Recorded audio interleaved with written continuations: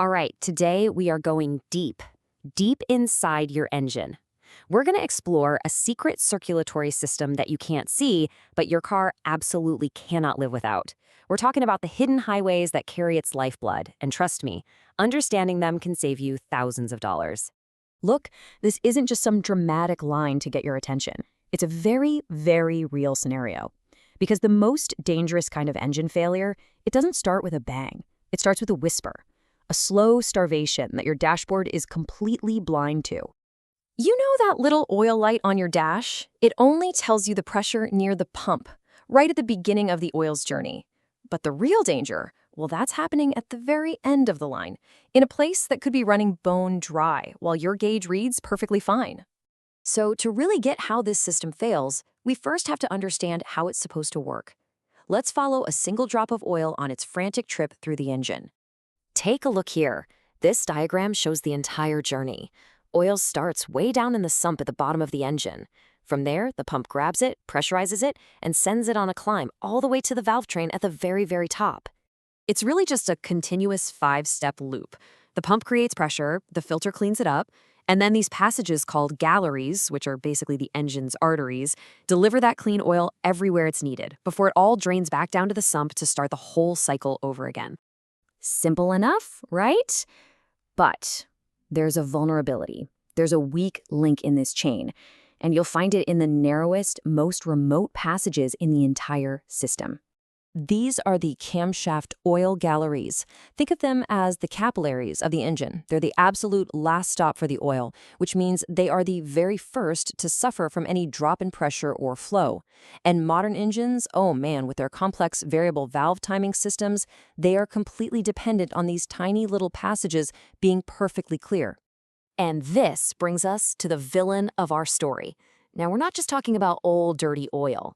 Sludge and varnish are hard, baked-on deposits. I want you to think of it like a hard lacquer.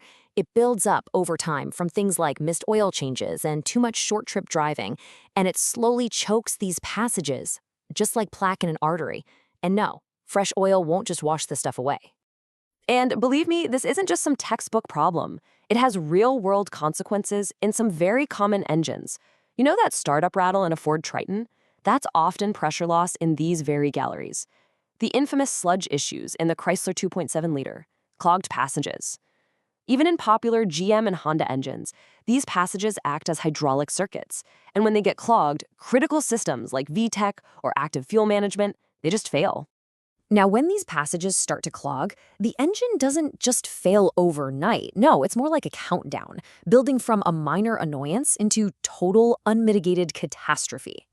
Stage 1 is all about those subtle warnings. You might get a brief ticking noise when you start the car on a cold morning, or maybe a random check engine light for your valve timing. The good news? At this point, the damage is completely preventable with a good engine flush and just proper maintenance. Okay, in stage 2, things get physical. That protective oil film is now breaking down every once in a while, and metal is actually starting to touch metal. You can't see it yet, but there are now measurable score marks on the camshaft journals. The clock is definitely ticking louder. By stage 3, the damage is severe, and it's irreversible.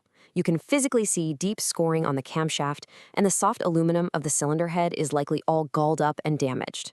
A simple flush isn't going to fix this.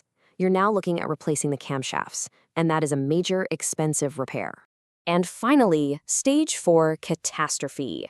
The camshaft gets so hot from all that friction that it literally welds itself to the cylinder head.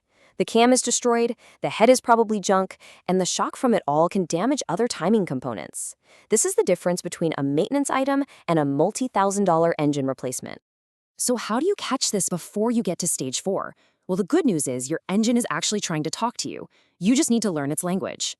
You're going to want to pay close attention to this chart. A quick little tick that goes away in less than 5 seconds, that's usually normal. But if that ticking lasts for more than 10 seconds, that is a huge red flag for gallery restriction. Or what if you hear a noise kind of like a loose chain on startup? That could be your cam phasers being starved of oil pressure. This right here is your diagnostic cheat sheet. And I have to repeat the crucial point we started with. Your dashboard is lying to you. The gauge measures pressure at the source, not at the destination. The cam galleries can be completely starved, while the gauge on your dash is showing a happy, healthy pressure level. So, now that we understand the problem, we know the warning signs, let's talk about the solution. How do you prevent this silent killer from taking out your engine? Well, the solution is beautifully simple, and it's all about proactive maintenance. Use the right oil, change it on time, or hey, even a little early. Don't let your car just idle for hours on end where oil pressure is at its absolute weakest. And a quality oil filter is non-negotiable. That little anti-drainback valve inside keeps oil up in these upper galleries so they don't start dry. So let's just reframe how we think about this. An oil change, it isn't just some boring task you have to get done. It is direct, hands-on maintenance of a complex and incredibly precise hydraulic system that keeps your entire engine alive. Seriously, just by understanding these hidden highways, you are now equipped to spot a problem that many drivers, and yeah, even some professionals, might miss until it's way, way too late. So the next time you hear a faint tick on a cold morning, you won't just dismiss it. You'll know it could be that whisper from a hidden highway asking for help. And now you know exactly what to do.